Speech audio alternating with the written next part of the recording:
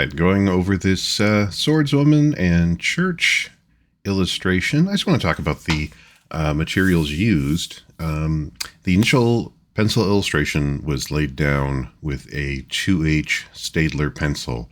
I don't put that part on video because I work so lightly, like you can just barely see the pencil illustration on the board here. That it really doesn't get picked up on camera very well. But once that layout is done on 11 by 17, 11 inches by 17 inches, 100-pound Strathmore Bristol paper, I then switch over. In this case, I'm switching over to using a crow quill pen. This is the first time I've successfully used a crow quill pen in quite a while. If you look at the previous illustration discussion videos, I'm always using a speedball lettering pen and then switching between that and a brush, and I'll be using both of those in this illustration as well. But I had been wanting to get back more into using the crow quill. It's a much finer nib. You can get much tighter detail, and frankly, I like that I can also get a little bit more character in the lines. Basically, when you push down on the crow quill, it will expand a little bit, so it's very easy to change the width of the line as you're going along. You can do that with the speedball lettering nibs that I also use, but there's a lot more variety here, and frankly, you can go to a much finer point with the crow quill. So the bulk of the inking on this piece is going to be done with that, with the crow quill pen, using the super black India ink. The idea for this particular piece, I had come up with the rough notion of a warrior character up in a tree with a fairly gothic setting, and had gone through some photo references that I've taken of one particular model. In general, all of the reference that I work with are photos that I've taken. I much prefer working with my own photography, with my own reference images, especially when I'm working with figures. This will all be figures that I've taken photos of in the past, all models that I've worked with. So even in this case, the church is based on a photo I took in early 2024.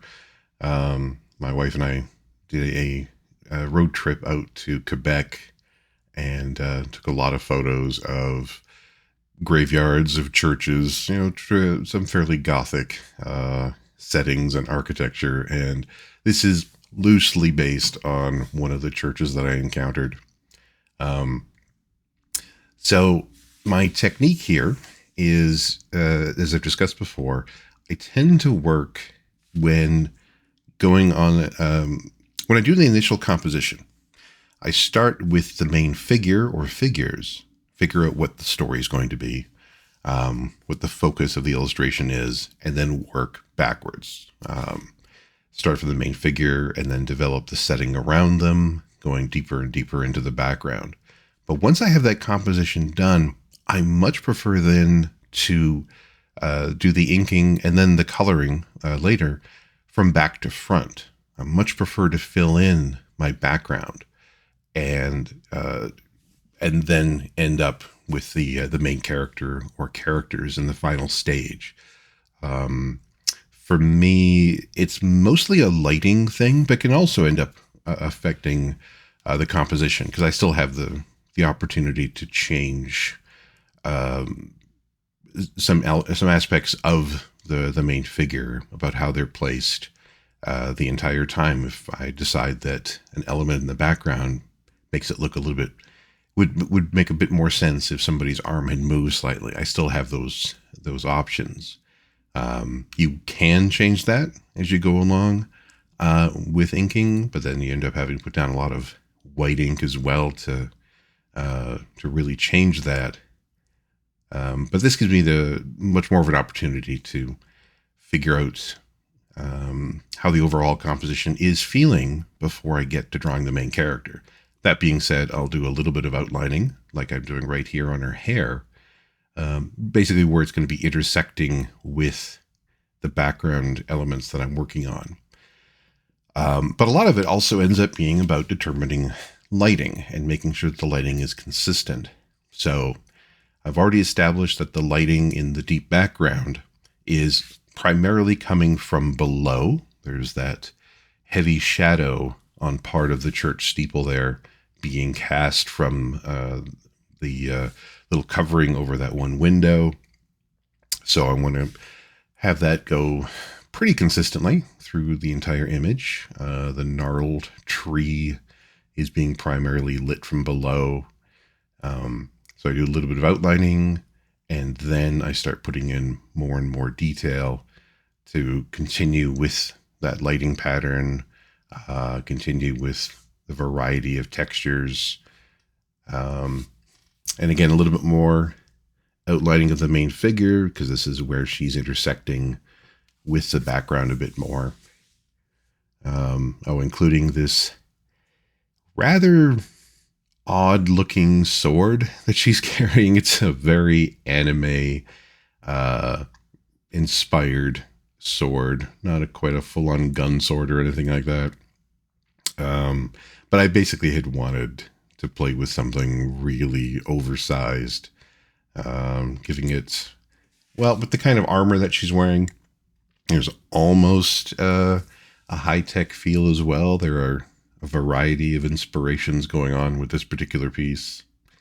But yeah, you can see where I've outlined a little bit of the main character and then start putting in more and more detail on the elements behind her where that intersects with the line art on the main character that I've started so far. But I still have some opportunities to move, to do a little bit more adjusting of the figure placement. Now with this one, overall, I liked how my initial illustration of the character, of the initial, of her placement in space worked. So I didn't do too much adjusting of that once I nailed down that initial composition. There are small elements that I did change on the fly. The pattern on this really large sword adjusted a little bit compared to the original pencil line art, but not a ton. Like with all the previous ones, really not doing anything with rulers, even though that long straight edge on that sword could have benefit from using a ruler if I had wanted it to be completely straight. I tend to like keeping things fairly organic. There are definitely times that I would be using a ruler for setting down particular types of technology, particular types of buildings. But for the most part, when I'm on the inking stage, I much prefer just freehanding it. It gives the illustration a little bit more energy. There are very few perfectly straight edges in nature, very few perfectly straight edges in life. Even walking through, a downtown area, all of the supposedly straight lines on roads and such have been eaten away, have been, years of vast temperature changes will distort the straight lines you see on roadways, and even in buildings, they start to flex over time. They start to move a bit. So it keeps them from getting too synthetic, too artificial if I'm freehanding it. Right now, working on the brickwork on this particular church, there's certain patterns I love working with, and I'll end up going back to them quite often in my illustrations. And one of them is the brickwork pattern. It's a very handy way to convey a sense of space and perspective. Especially, I've done some illustrations recently on this channel where characters would be beside a brick wall, And as the wall gets further away, the bricks themselves get smaller and smaller, because that's how that works in real life. And the brick pattern is great at conveying that sense of scale, that sense of perspective, showing different elements in the illustration as clearly on different layers and different points in space. And in this case, the brickwork is serving really well to convey that church steeple is quite a bit behind her. Plus, it conveys a different texture to all the trees that are wrapping around it. The trees have a much more natural feel to them. Clearly, the setting appears to be deep into fall.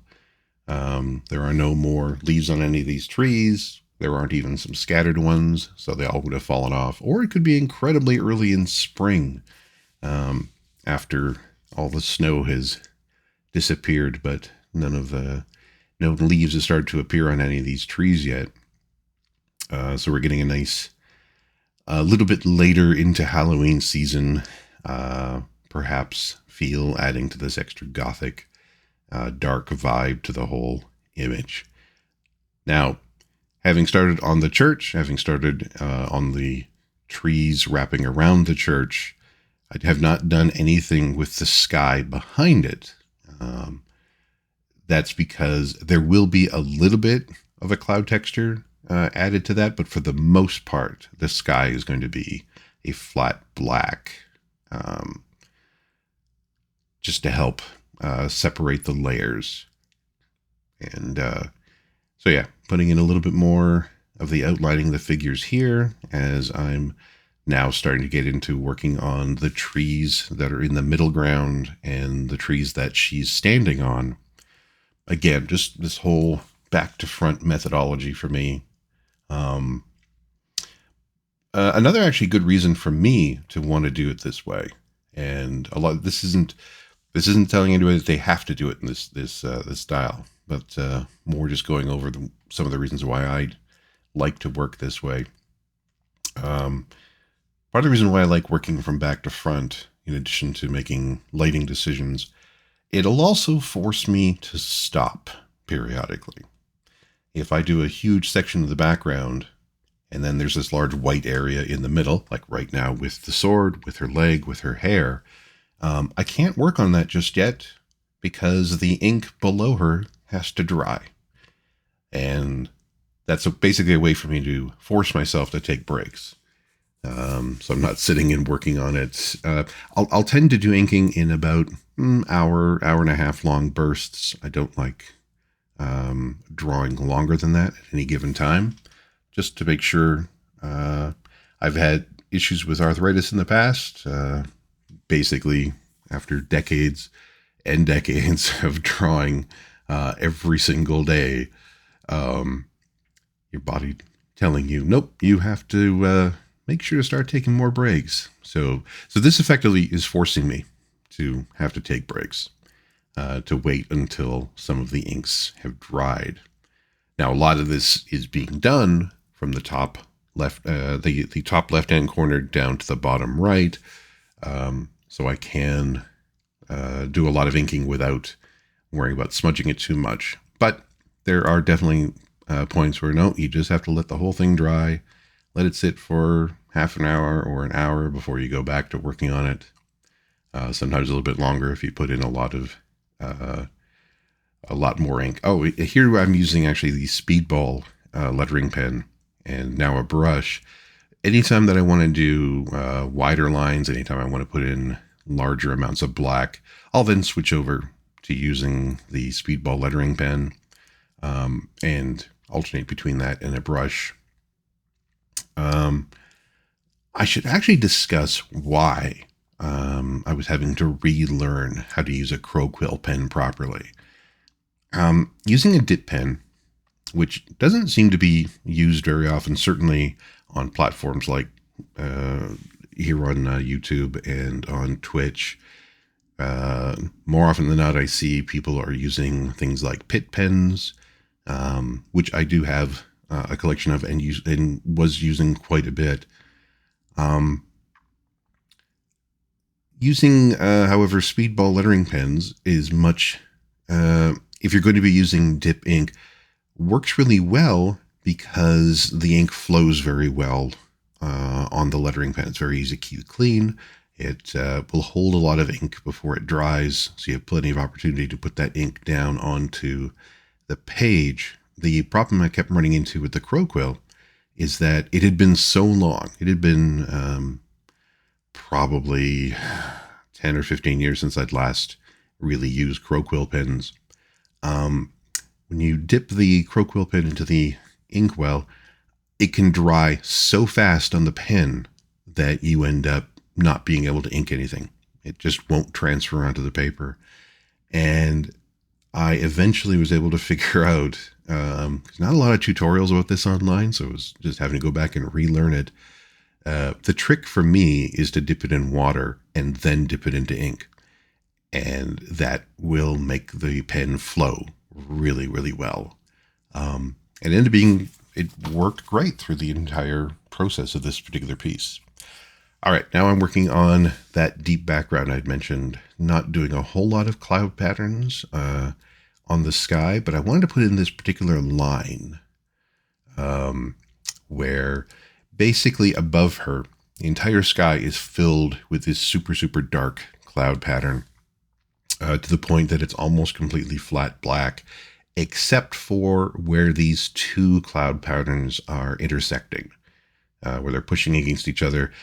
It creates almost the effect of like a flash of lightning behind her, but it's not meant to do a full-on lightning burst, but just, hinting towards that kind of an idea. So it's not a stormy night. It might have been earlier, or it might be later. Currently, it's not raining. Currently, there is no storm activity, but so fairly calm, cloudy night. But a little bit of texture to the deep background. Mostly, though, the sky background, I wanted it to keep it as flat as possible to help separate the layers. So the deepest black background is almost completely flat black. The background where the church and those background trees are is basically creating a gray pattern. There's so much tight detail. And then the detail on the trees she's standing on is alternating between that gray pattern and deeper blacks, where she's casting a shadow onto the trees, where the tops of the trees are also in a darker shadow due to the light coming up from below. However, there'll be a lot more white space on the main figure to help make her pop. Ultimately, the composition design and all of the detail, texture, and lighting choices are serving to push all the focus onto the main character. I talk about this in all of these illustration discussion videos about how ultimately, no matter how much detail I'm putting into these backgrounds, and I put in a lot, I want to create, I really want to create a world that these characters are living in. But that world is still secondary to the character. Ultimately, the illustration, if I'm featuring a character, is about that character or those characters. There's always a sense of story going on in these particular illustrations. I don't always know what the story is. Frankly, it's not actually up to me to decide what the story is. I want to leave that up to the viewer. But I do want to give the viewer the sense that there is a story happening. Something's going on. She's not just posing in a tree. This isn't just a pinup. This is something that's actually happening. And there is a purpose to it. I don't necessarily need to know what the purpose is. But I want to put enough detail in the world so that she is living in a space. She's inhabiting a world of some sort. But this illustration is still about her and how she's interacting with this world.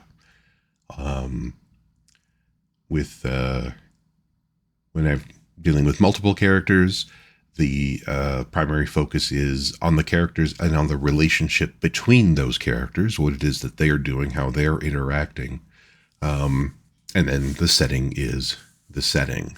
But I still really enjoy creating a richly detailed setting for them. Now we're getting into the touch of, this could have just been a fantasy illustration.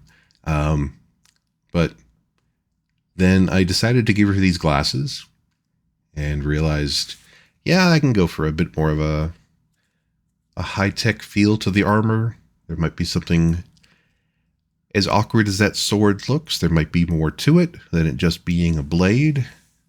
No idea what that would be. Again, not up to me to figure that out.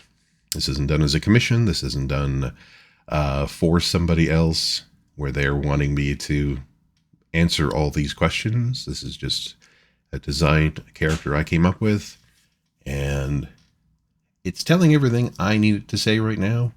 But I invite the viewer to fill in the details, to figure out as much of the story as they want to. But now getting into putting in more of the detail on the character. And so this shows another big difference between this particular illustration and the previous ones that I've done in this series here on YouTube. Up until now, all of the detail I've been doing on the characters had been done with pit pens, so they could get finer detail than I could using the Speedball lettering pens. But now that I'm getting back into using this Crowquill pen, all of the detail in the character is also being done with the Crowquill pen. And I love the level of detail I can get into using this this particular pen. It's a bit to get used to. It can be tricky. It's definitely it's definitely a drawing instrument that takes a bit more. It can be more finicky than using pit pens and using technical pens, anything like that. But I find it's, for me, that it's worth it, the level of character that the lines get. Being able to not only put in a huge amount of detail, but better convey a sense of lighting. When you're varying the line width, it doesn't just convey an object in space. That line itself can help convey the direction of lighting around it. It can help convey the texture that you're drawing, the materials that you're drawing. The texture of the hair will be slightly different than the texture on the armor, and it'll be slightly different than the texture that I've already started putting in on the sword that she's carrying. And you can already see that that sword is pretty much done. As much detail as there is on particular elements of the sword, there's also large sections of white, and that helps bring that sword further forward in space, separating it from the background, so that it doesn't just all fall into an abstract mass. And there are definitely reasons why you would want to do that, but in this case, the intent is to focus on the character, to show this character and her relationship to the environment. So I want to make sure that she stands out. And putting in a fair amount of detail on the hair. My idea was long red or reddish brown hair, so there'd be a lot of detail, but there still would have to be a lot of white space. Now, this piece is also being done with the intent of being colored, just like all the other pieces in this particular illustration discussion series, but the illustration itself also has to be a standalone image. That's how I tend to prefer to work anyway when I'm doing these particular ink pieces, that the ink piece itself has to be a finished illustration. So I can't just leave everything for the color, for the digital color portion. The digital color portion will be, I'll be making different decisions with that, but it's all based on the original line art that I've done here. So now getting into detailing the armor that she's wearing. And as I'm detailing that armor, I'll start putting in the texture, the definition, putting in the lighting pattern, just like I did with the hair. Once all of the details behind the hair were drawn in, I could then start putting in a lot more detail on her hair. The same way I'd put in that amount of detail on the sword. I can certainly go back and add more later. But yeah, now we're basically at the stage where if I start drawing a particular section, I want to finish that particular section. So I'm drawing these armbands. As I'm putting them in here, I also want to put in all of the texture details and shadowing at the same time. And getting into more of this torso armor. At least doing a first pass on all that detail, on creating the direction of shadows, the direction of light. Later, as I go along, I can certainly add to that, but with the direction of light that's on the trees below her, the trees she's standing on are still showing that the primary light source is coming from below. There is other light bouncing around the environments. We're getting the side light or the edge light along all those trees. I'll have a similar effect on all of her armor. But one big difference in this figure compared to the background is I've done all this detail work on the sword. I'm doing a lot of detail work on the armor. I'll be doing very little detail work on the actual skin tones, on the actual skin of the character. I want to leave that wide open, mostly to have it separate. That'll make the figure pop even more. There's also an axiom that with inking and actually with coloring as well, the more detail you put in on skin texture, the older the character starts to look. It's a good rule of thumb. It's not 100% accurate. There's certainly times that you could put in a lot of detail, and all that's indicating is that it's indicating a particular amount of musculature or muscle tone.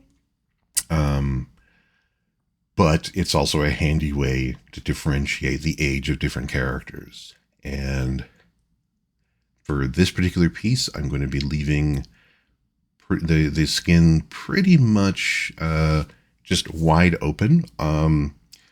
The lighting in the environment will be shown falling on her in the armor that she's wearing.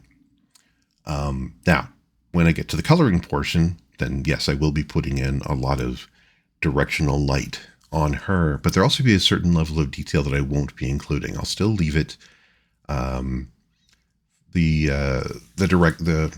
details on her will still be fairly soft. It'll be more with a kind of an airbrush feel to it, rather than hard selections like I'll do on the trees, that I'll do on the armor, on the metal. That's another good way to help distinguish and separate different textures. Using harsher selections works really well on metal compared to on flesh tones, compared to on other things that should be softer textures. There'll be some hard selections made on the trees, but they'll be a different type. It'll be a lot more random to go with the more organic feel of the trees. But yeah, I'm now building out the outline of the ab armor on this particular armor design. No idea what kind of metal this is all made out of. The model, when I had shown her this piece, she had quite liked the design, thought it would make a really good outfit for taking to wearing at a goth night, at a goth event. It could be recreated in metal and leather. But mostly I was going with borderline anime ideas with this particular armor. Definitely matching the style of the sword she was carrying. I think when I was doing the composition, I think I was coming up with the idea for this piece. The sword design came first, and that ended up influencing how I came up with the armor design. I did know that I wanted her the armor that falls on that's on her feet or on the upper portion, but not on the lower. I was basically not quite slippers, but I wanted to have the bottom of her feet exposed, knowing she was climbing trees, just giving her more ability to easily grip the tree as she was moving through, as she'd be climbing or moving around on these trees. Is this practical? Probably not. Probably not even remotely practical. But it just seemed, basically, it seemed like a fun idea. And that's where a lot of these come from. It's just, is this a fun idea to work on? I go with the, sometimes I'll go with the Stephen King idea, where he talks about how most of his projects come about when he has an idea, and that idea is, wouldn't it be funny if, and then builds a story out of that. And that's where a lot of my illustrations also end up coming from. Wouldn't it be funny if this character with this crazy anime sword was standing in a tree? And that's when I realized that would work well with this church design in the background, and had managed to go through a bunch of references to find something with that. When I had the rough idea that the character was going to be up in a tree, I remembered one particular shoot I had done, so I looked through that for references to help figure out the rough body placements. The photos of the model that reference that I use for reference for this, her pose is quite a bit different, but it did help to inform this. It was actually in a wooded area, so that helped with building up her interacting with trees like this. The trees were very different. It was trees local to the area here in Manitoba around Winnipeg. A lot of birch trees, so very, very different design than these particular trees.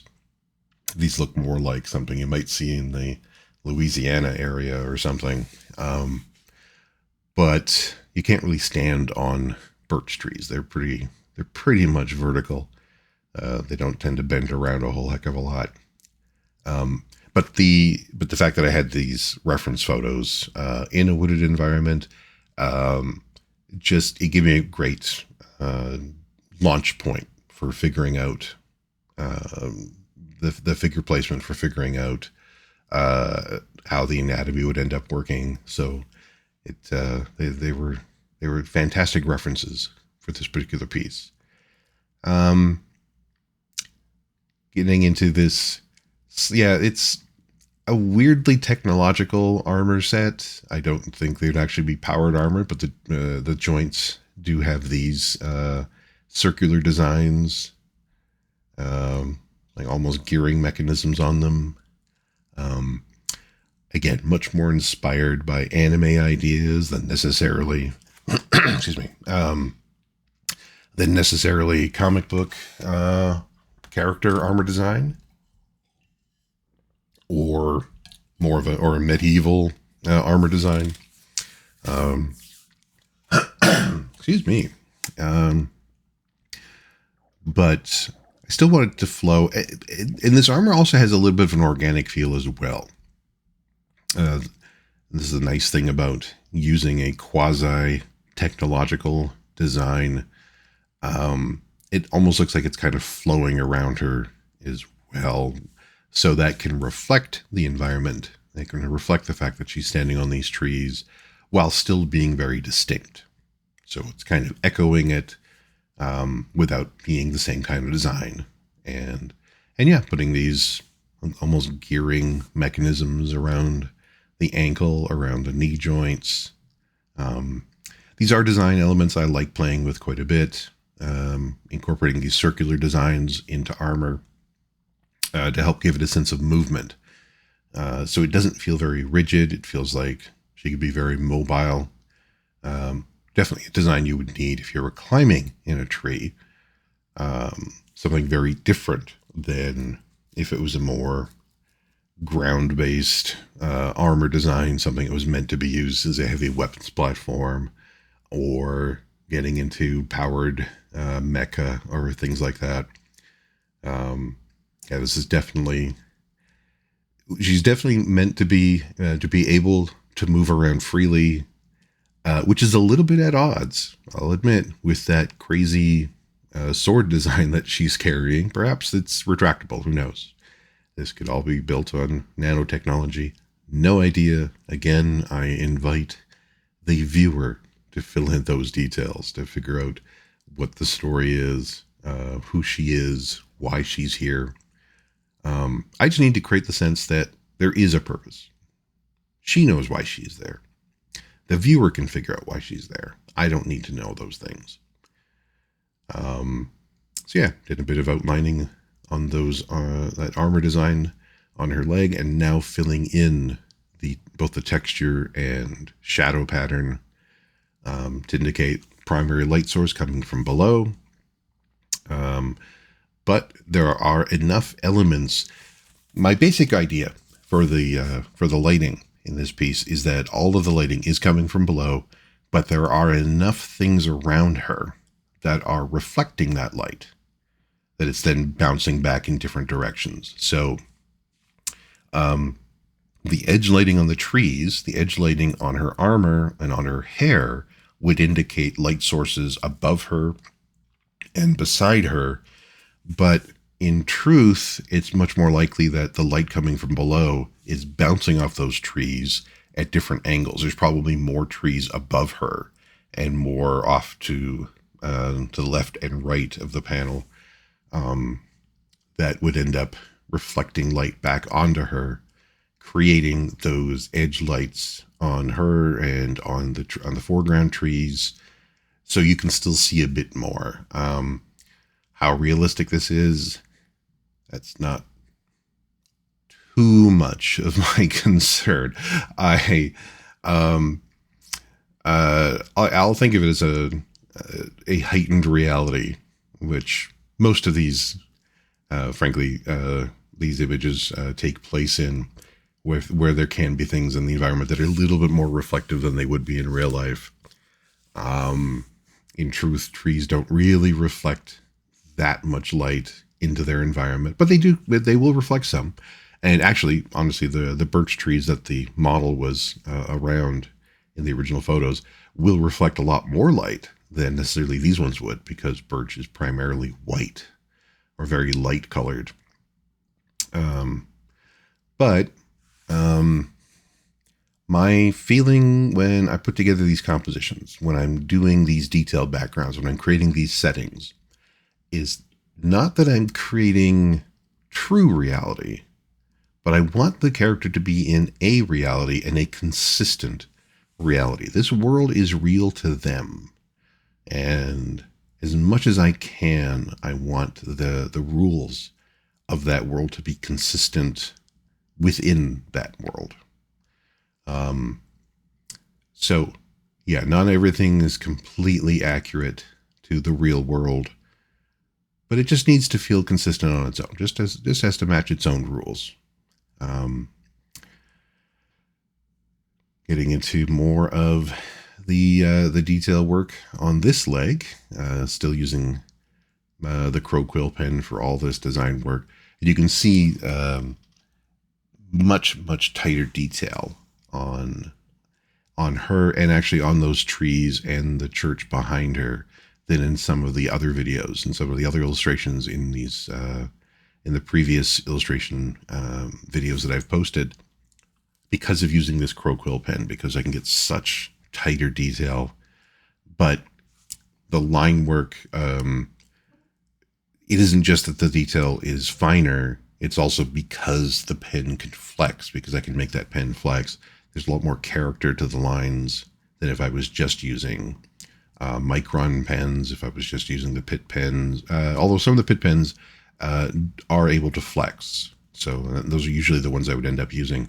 But things like technical pens or microns, those don't. If you want to change the line width of those, you end up either drawing over the same line multiple times, making it slightly wider, or just grabbing wider pens to draw with and alternating between them.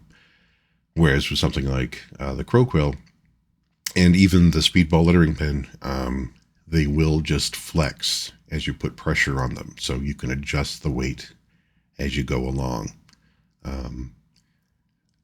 At some point, it would actually be nice to experiment with inking one of these pieces using only brushes as the absolute best way to be able to vary line width as you're working. But that's asking for a level of control that I am not confident with at the moment. Not sure if I'll ever quite get to that level. So for the time being, I'm happy to have finally rediscovered the Crow Quill techniques. And I'm super happy with how this has turned out. So I want to concentrate on this for a while. But again, alternating between this, the Speedball lettering pen, and with brushes for the heavier blacks. Now, in real life, that background black area up in the top does not look quite that varied. It's a lot flatter. The lighting on this is making that look a lot more gray in the sky. So now the primary inking is done, and I wanted to create some light burst effects below the church to really hammer home the idea that there's light coming up from below. So I switched over to using this the Dr. P.H. Martin's Bombay white ink, and actually just using the eyedropper it comes with to create this bubbling up pattern of light, as though there's a light source below it, and there's a lot of dust in the environment. There could be a fire or something like that below it that's kicking up a lot of things, or there just could be a lot of movement below it that's kicking up a lot of debris in the air, and so that's bouncing off of the light coming from below. So just creating this kind of dot pattern. You can see a little bit kind of grungy light there. And now the last element is just to put in the signature. So this is the completed ink piece. This was then scanned at full size at 11 by 17, and originally at 1200 DPI.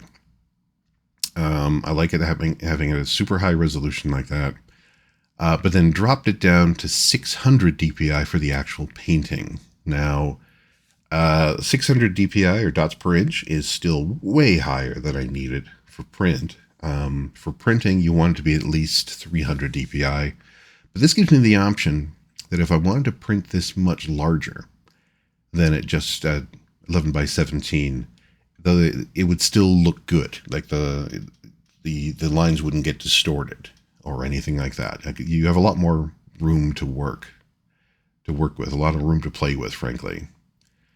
So that's been scanned in. Now I'm going to be separating all this line art onto different layers so that I can do different lighting effects, primarily with that light coming from below.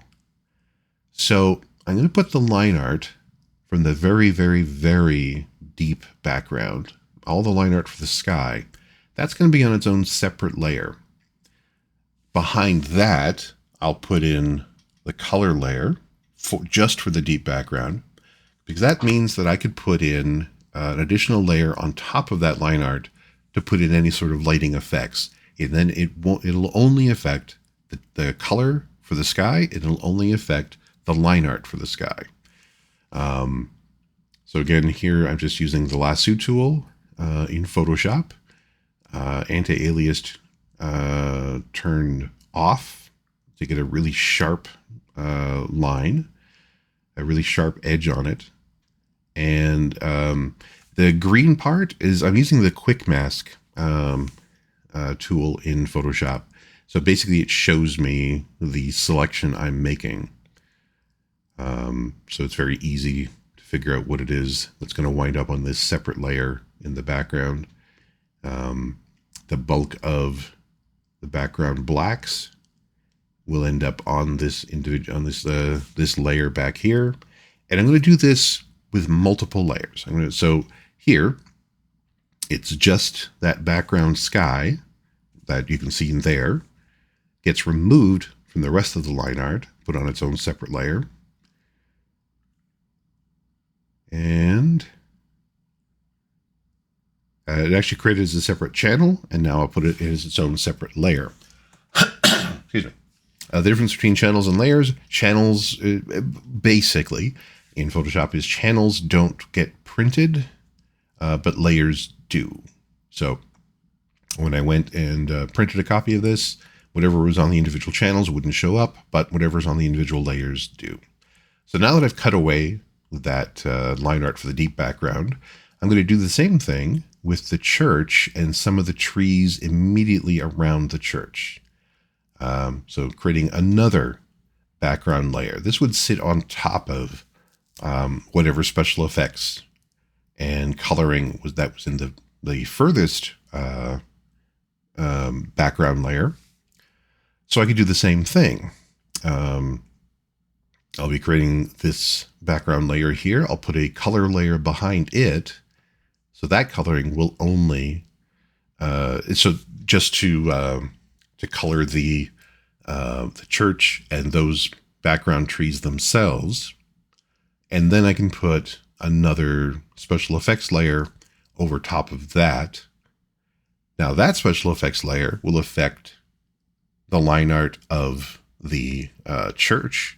It'll affect the coloring of the church, and it will affect the line art and coloring of the deep background. Basically, anything behind that particular special effects layer will be affected by it, but it won't affect the main character. It won't affect the trees that she's standing on. And so I just build up different special effects layers that way. So again, using the lasso tool and the quick mask tool to be able to easily see where it is that I'm selecting, that I'm just selecting around, in this case, the sword, so that I can select that deep church background. And then this large open area in the sword, I'm actually going to cut that out. So that'll be even more obvious that that isn't just a pattern on a sword, that is actually elements behind the character and behind the sword. Again, because the original line art does hold up as a standalone illustration. But this is all when I'm dealing with coloring. This is another way. It's another tool for me to further separate the various planes, to add a little bit more depth into the environment that this character is in. So still going along and selecting and filling. So I'm filling that, the quick mask tool. Once I have all that set up, I turn off the quick mask tool. So I just have that live selection and can copy that, put it onto its own separate channel, extract it from the original line art channel, and then create a separate layer to put that, to put the church in.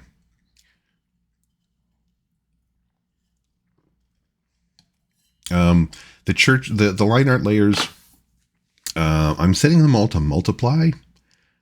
You could set them to either multiply or darken. They're so dark that they'll both fundamentally work the same. But I tend to set them to multiply because I'll also do similar techniques to when I'm doing pencils to color. So no inking stage, but I'm using much darker pencils. And then the pencil line art will actually interact with the colors a lot more. So same thing with another section of the trees behind her. So we have multiple line art layers. I'll be putting in multiple coloring layers. And And this way I have multiple effects layers. So when I put special effects over these middle ground trees, those special effects will also affect the church and the deep sky behind all of that. Now, I'm not just separating these onto separate layers, however. You'll notice I got several channels going, Alpha 1, Alpha 2, Alpha 3, that all contain that same information. But all of those channels will be set to different colors. That'll aid me at this stage when I'm laying down flat colors. So I've laid down a flat light blue, about a 20% cyan. If this was painted in CMYK, it's actually being painted in RGB, but I use the CMYK color picker. That's just the flat color layer for the very, very, very deep background. But now I'm creating a separate color layer that will be for the church. So this color layer cannot go past the line art for the church into the sky. However, it does go over the line art above it. Now, this gets into some very technical issues regarding where how the layers are placed above and below each other. But essentially, the top layer, if you think of this as these sheets as being all put on sheets of mylar, the top sheet of mylar would have the line art of the main character and the trees that she's standing on. Below that would be a color layer just for those elements. So it would be the color layer for just her and the tree she's standing on. Below that would be the line art of the trees behind her. Below that would be a color layer for just those trees. And then all the way down until we get to the very bottom layer, which is the deep sky, that's furthest away. So here I am laying down a flat color on these middle ground trees.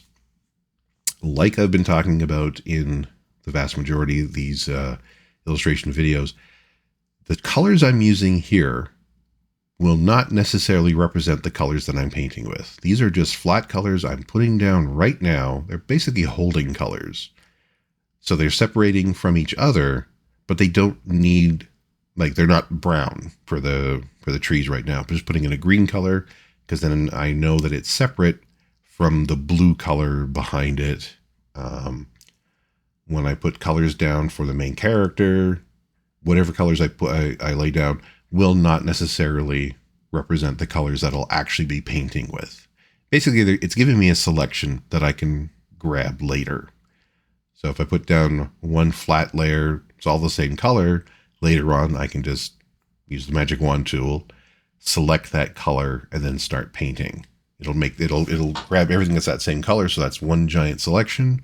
I can fill it with whatever color I want, and then using different, using either the brush tool or the gradient tool, however I want to do it, I'll be able to drop in whatever colors I want. So now we're getting into working on the main character. That green behind her, that is, you can see from all that pattern in there, that's actually representing one of the background layers. It's just making it easier for me to determine where I need to put these various color layers. This part can get a little bit tricky. If you end up looking at the pattern of layers, if you hit pause on any of these and take a look at how those layers are assembled, it'll make it a little bit more sense if you're wanting to try this particular pattern. But again, just think of it as sheets of mylar, where each individual section of line art has to be on a sheet of mylar above the area that you're coloring. And if you're going to be coloring an area, if you're going to have line art below that, then you have to put the coloring layer for that line art below that in this stack of mylar sheets. Oh, yeah, I realized that I'd made one of those background channels, one of the line art channels, bright red, so I didn't want to make the color of her hair the same bright red, just because it would be even more confusing to look at. So I changed it to a darker red. Again, won't really be the same colors that I'm working with on her. I certainly won't be using that light green for the color of the sword. Um, Now just dropping in. Actually, the color that's being dropped in on the flesh tones right here is the base color, the base flesh tone color used by both Marvel and DC Comics for the bulk of comic book history. But this is just a holding color. It's not actually the color I'm going to be using when I paint her, when I do the actual coloring on her. It's just something to keep it, basically keep it as a separate section. I could do all of this in shades of gray. It really wouldn't make any difference. Once upon a time, I would actually make a point of when I would do this flat layer. Sometimes you'll see in a comic book that there is a credit for a flatter, and the flatter is the person who puts down these flat colors. There used to be a time when, if I was doing this, I would deliberately choose the most annoying colors I could think of. Because then if I missed a spot, if I hadn't remembered to color something, it would jump out at me on the page. That in the middle of all of this dark blue and dark red, there was suddenly this neon green. Like, oh, well, that's clearly an element I had not painted yet. Whereas if I leave all the flat colors close to what they're supposed to be, and I wanted to make sure I put in a lot of rendering, a lot of modeling on everything. But some of those background colors were too close to what I actually wanted. There would be times that if you're in a rush, you'll end up missing it. And it won't be until you see it in print that you realized part of this got missed. I don't tend to do the bright, annoying colors quite so much anymore. I'll tend to use colors that are distinct, but so yeah, that bright green we're not going to use on the sword. That orange we're not going to be using on the armor. And actually, I've just opened up a palette to give me a base idea for most of the colors that I'll be using in this composition. Basically, with this piece, all the coloring will be going from blue to red. The rough idea I have is that there is a red light source coming from below. That's the rough idea. There's going to be definitely room for interpretation, and working with these color palettes, it'll actually end up creating other types of colors in the middle of all that. But that's the basic idea. I like having a good idea of not only the direction of light, but what the color temperature is of that light, or what the color of that light is. But blue is a cool color temperature. Red is a warm color temperature. And for the last while, I've been leaning heavily into doing a lot of red-blue illustrations. I like that kind of echoes of the 80s kind of a look. I will sometimes refer to it as being synthwave colors. That's not completely accurate. Synthwave is actually a little bit more a bluish purple to a pinkish purple. It gets a bit more into secondary colors than necessarily these primary ones, but they're all fairly related. To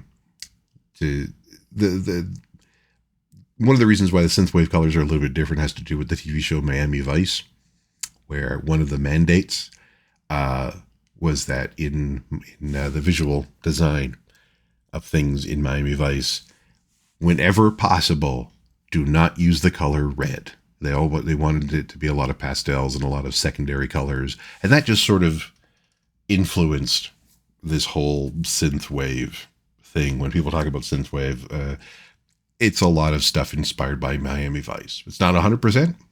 There are certainly other influences, but that's a major one. So, yeah, now we're already getting into the middle ground trees. The deep background. Now the deep background shows the blue light coming from below. But now we're moving further forward in space. Now we're having red light coming from below. This is one of the ways that I'm separating the planes. Basically, the closer things are in space to the viewer, the warmer that they get, which is one aspect of color theory. One major aspect of color theory is that the further things are away from the viewer, the cooler and less saturated they are. So, think of a painting of a landscape, a very simple, basic one. The sky is a pale blue, but as you move forward to the elements in the foreground, things become more complicated. The colors become darker, more saturated, but they'll also become warmer. So you'll end up with yellows and oranges and such further forward in space. That's the rough idea. And I am playing with that a bit here. But now you can see where I'm dealing with a red light coming from below. Varying the saturation, varying the intensity of that red, depending on where they are in space, relative to the viewer, relative to the main character. And I will actually be going back and adding in more blue to the top of these trees as well. But right now I'm concentrating on this red light coming from below. But you can see where the blue light coming from below on the church is pushing it back in space a little bit further. It's giving the sense even more of it being behind the main character, being behind all of these trees, behind all of these skulls embedded into these trees. Again, going with a very gothic, somewhat Halloween-y feel to this. It may be late December, but I'm always thinking of things in a Halloween point of view. So this method here that I'm painting with is referred to as select gradient, where you make a selection with the lasso tool, and then using the gradient tool, you cast color into that selection.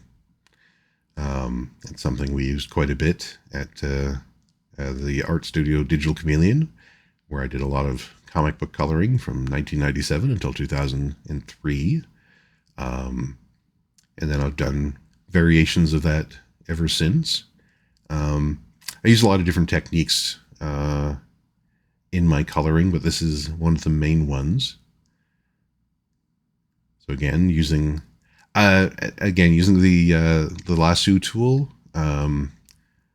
with anti-alias turned off, feather of 0. These are super, super sharp selections, but it's being painted at 600 dpi. So when I would actually print it, nothing's going to look fuzzy, but those selections won't look too sharp. It should all have the effect of looking fairly natural.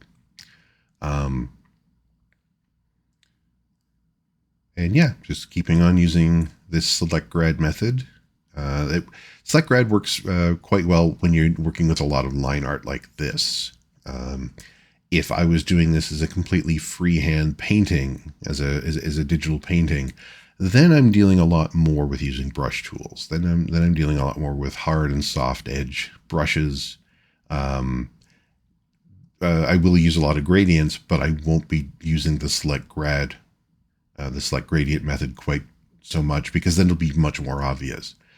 But here, because I'm dealing with line art, and the difference between the white space and the black space in line art is so harsh, that using the select grad method works really well, because it gives you the same types of selections. A lot of these color selections will have a similar feel to the difference, to the contrast between the white and black areas in the line art. when I do pencils to digital colors, the pencil to color technique, that uses a lot more brush work. I want I don't want selections to be quite so harsh. So instead, I'll go in and use different types of brushes much more often. I will do some. Oh, and now we're getting into painting the main character. And you can see the base color I started with her was one of those dark blues in that palette. But I'm actually going to brush in a lot more red from below, and it's going to go a lot brighter than on the trees. Another way to help separate her. Now, here we're going to be using a mix of methods. So I started with the select grad to select her face, and then brush the brighter reds, the lighter colors into it. But now I'm switching over to a soft edge brush, basically an airbrush at this point, to start roughing in the overall lighting pattern. Keeping this red light coming from below, and I'm primarily just dealing with the red light to start with, and then I'll deal with the secondary lighting from the environment a bit more once that's been more fully established. Mostly using the brush technique. I'll do a little bit more select grad here and there where it's appropriate, but then I'll also start brushing in a bluer color from above. So here we're using the select grad to put in the initial large sections of color and large sections of lighting, but then switch over to using a brush to put in a bit more detail. Now, with some characters, you would do a lot more either hard brush painting or even select grad painting on the character. But that then gets into that the thing I was talking about earlier about essentially the more line art you add to a character, the older you make them feel, the older you make them appear. And it works the same when coloring. If I put in harsher, more contrast in the painting, and select grad would do that, or using a harder edge brush, you'll have the same effect. You can make characters look older or more muscle definition. If you're looking at more, say, monstrous characters, or characters with really rough textured skin, you can also end up doing that a lot. But with this character, for the most part, I'm dealing with very soft selections, so I'm doing a lot of softer airbrushing. I still want to put in definition, and as it goes along, I'm building up that definition, building up the musculature and the skeletal structure a bit, coming through the character. But most of this will still be a little bit softer than it would be for other types of characters. So it all depends on the mood. It all depends the mood of the piece. I could do much harsher shapes if I was doing, say, a film noir piece where the difference in color is much. The difference in lighting is much sharper. Like there's a lot more contrast. And in those instances, I would actually be putting in a lot more detail in places. But that fits the mood of a film noir piece. I'm not going full soft focus on this. Actually, one great way to see the difference between lighting in characters is if you look at a lot of 60s television, but I'm thinking of the Star Trek original series in particular, how the male characters were lit very traditionally, but anytime they introduced a female character, and especially if they were focusing on this character, you would notice there's almost a blurring effect on the character, on the actor, on the actress. whether they had actually put a filter on the actual camera lens, or they had put, say, Vaseline on the camera lens or on a film in front of the camera lens.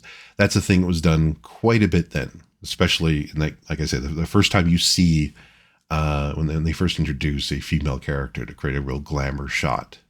I'm not going that soft. This is a swordswoman. She has a lot of muscle definition. It's still looking a little, now my painting is still looking a little bit blobby at this point. That's fine, because now I'm adding in more detail, and as I add in more detail, I will be tightening up all of that painting. This is just to give me the overall sense of the direction of light, building up the musculature, building up the actual form. Starting to put in a little bit more highlight work. So yeah, I tend to work with the lighting being a little bit blobby to start with, but then you build up the detail and you put in a bit darker, a bit more obvious lines and details as it goes along. But it's still, I don't want to put in too much, because that would work against the line art. Because on her, there's very little line art, a little bit on her shoulder there, definitely along her collarbone, but not a ton of definition in the line art itself. So I don't want to put in too much with the coloring, because then it would look a little over-rendered in the coloring. I want the coloring to still work with the same spirit as the line art.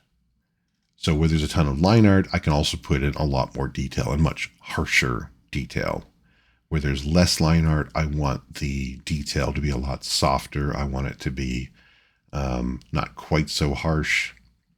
But in this particular piece, again, it varies from piece to piece.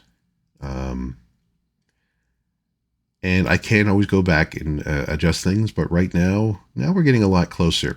Now I actually have the paintbrush tool set. You notice it's actually using a very, very, very rich red. If you look at the color sliders up there, but I have the paintbrush tool set to screen instead of normal. So it's actually creating. This will interact with the paint in a different way. It isn't just putting down this rich red. It's more that it strips away all the color around it that isn't red. So it creates much more of a dynamic lighting effect. It's a little bit tricky to get a handle on. And I don't tend to open with it, but I will play with it a little bit later on to create a bit more of a dynamic lighting. Now getting into the armor, now I'm going to get back into doing much more harsh selections and a lot more select grad, because that works with the line art.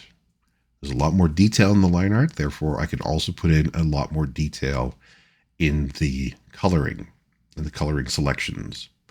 And here I'm also still using, so I'm using the select grad method, and the gradient tool is also set to screen. Oh, no, here it's being set to normal, so I can paint in a much darker, the much darker color. So it actually puts whatever color I'm selecting onto the page.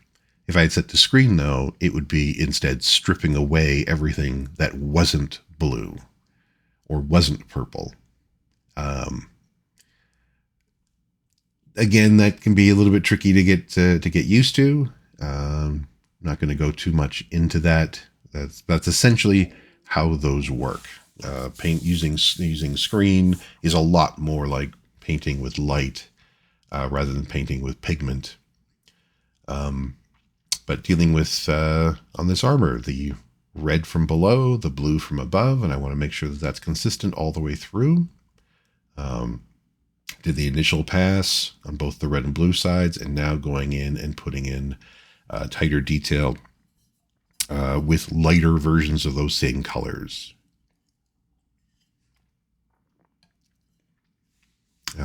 Not a lot of brushwork for the most part. This armor, as organic as it is, I will still be doing mostly the select grad method. I could use some brush techniques with a harder edge brush. Oh, now we're getting into the hair. So now we're getting very close to being finished, this particular piece. So lay down using the gradient tool, some basic blue from above, some basic reds from below. And now, similarly to what I did with the armor, using the select grad technique on her hair. Another thing is both the armor and her hair are a lot more reflective, or there's a lot more contrast. Let's put it that way. Then the texture of both has a lot more contrast than the skin does. So I'm going to be putting in these much harsher selections and much bigger differences in colors. I haven't touched on this yet, but when I'm coloring, I, for the most part, put down the darkest color that this particular element can be first, and then I brush in the midtones and the brighter colors on top of that, rather than putting in the brightest color or a midtone and then brushing in some darker colors. I much prefer working from dark to light. The problem you can run into with that is sometimes things will end up printing too dark. You know, you have to keep an eye on the actual color values and do some sample prints to make sure that things will actually print the way you want them to. That can definitely be a problem I've seen with people who primarily do illustrations just for the internet and never print anything. And then they'll go to actually say they've done doing a webcomic collection, and then they'll go to print it, and suddenly everything is really, really dark and muddy, and they don't know why. It's because they were coloring for computer monitors, and computer monitors are, by their very nature, very bright. They're backlit. No matter how dark a color you put down, it's always going to seem very bright because it's still being lit up. But if you apply that onto a printed page, they can end up looking a lot darker. And that's the kind of thing you have to do a lot of work with printing to understand how that can end up changing. Okay, now we're getting into the reason why I separated all of those sections of line art. So I can put in the special effects layers. So here I cast a blue light over the deep background, and it interacted with the line art of the sky and the color in the sky, but nothing else. So remember this, look at the stacks of Mylar. The furthest back was the color for the sky. The second was the line art for the sky. And then there was the special effects that goes on top of that. Now I move forward and put in special effects to first affect the church and everything behind it, and then those middle ground trees and everything behind it. But they still don't affect the main character. They don't affect the trees that she's standing on. Then I finally put in another layer just for that. You'll notice I also put in a border around all of this. That final top layer is actually just a heavy black border around everything.